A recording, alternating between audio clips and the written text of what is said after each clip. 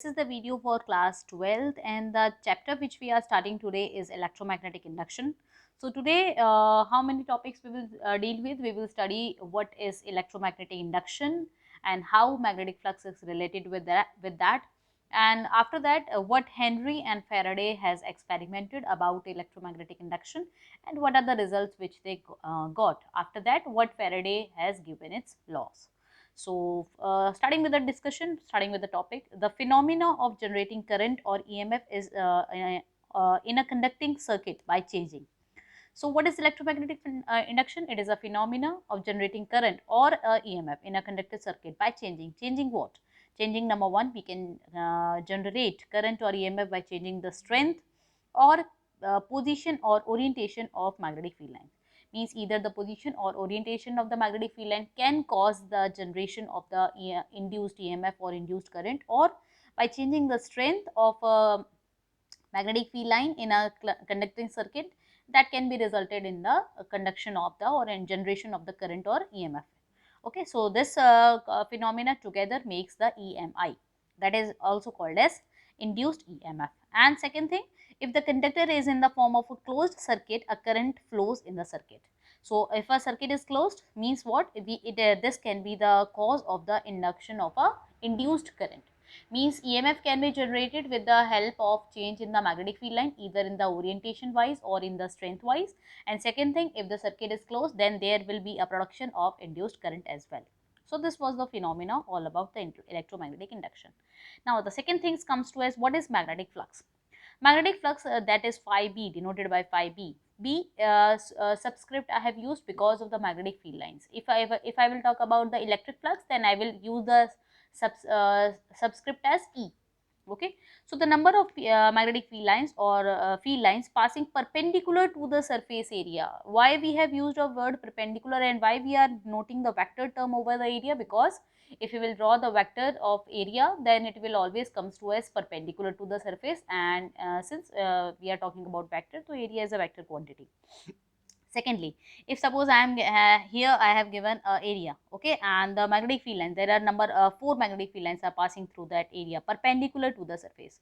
Means the area vector is also along in the same direction to the magnetic field lines. In that case, what will be the magnetic flux of this area? That will be equals to 4. And now suppose if I will change the magnetic field line, there are 5 magnetic field lines which are passing through that area. So in that case, the total magnetic flux linked with the surface will become 5. So means if I will combine the two observations which we have seen, that is phi is directly proportional to magnetic field lines. If I will increasing magnetic field lines, so flux is also increasing, and if I will increasing the area, magnetic flux is also increasing. So if I will combine both the physical quantities together, so what I will get, phi is equals to BA. But this is not the actual formula. Why it is not the actual flux? Because one thing we are skipping here, that is the orientation. So the actual formula is basically phi b is equals to BA cos theta, where theta is the angle between the magnetic field lines and the area vector. Now how this orientation is affecting, let us see. Here you can see I have drawn a diagram. From the black, we have taken a surface, area surface, and the magnetic field lines are not passing through that perpendicular or either parallel. They are coming or they are passing at an inclined angle with the area vector, that is theta. Means if I will draw area vector, it will be perpendicular to the surface and the magnetic field lines are passing like this. So the angle they are making with each other is theta. So we have to take that component of the magnetic field lines which are passing through the area. Means if I want to find out the flux of this area, so I have to take that component of the magnetic field line which is passing through the area. So means if I will resolve the B into two components, if this is theta, so it will be B cos theta and it will be B sin theta. So I have to take consideration of B cos theta because it is along the area vector or passing through that area. So means the total formula of the flux becomes BA cos theta. Means I can rewrite the formula as phi B is equals to B dot A, where B dot A can be written as scalar product.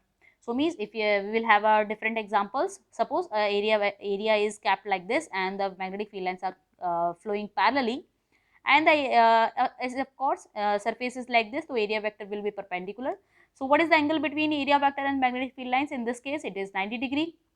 So means we can say that it will be BA cos 90, means the flux which is crossing through that area will become 0. Means this is the minimum condition. If you want to find out the minimum condition, So you have to keep the surface parallel according to the magnetic field lines. And if you want to get the maximum magnetic flux, so you just have to change the area vector, or you just have to change the direction of the magnetic field line. If the magnetic field line area vector, the angle between them is 0, so you will get the maximum amount of flux. Now the next term is what about the unit of the flux? Always remember the name, specific name is given to the magnetic flux unit, that is Weber. And if I will ask you what is 1 Weber, so you can write down 1 Tesla into 1 meter square.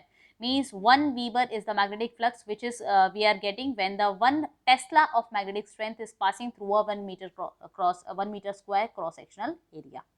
So what is the dimensional formula? B dimensional formula we can get F upon QV. We know that force is equals to QVB. So here from here I am getting the magnetic field line dimensional formula is mt minus 2 a minus 1, and area I am getting L square. So from here we can write down flux is equals to BA, multiply both the dimensional formula with each other, and ultimately you will be getting the dimensional formula for magnetic flux.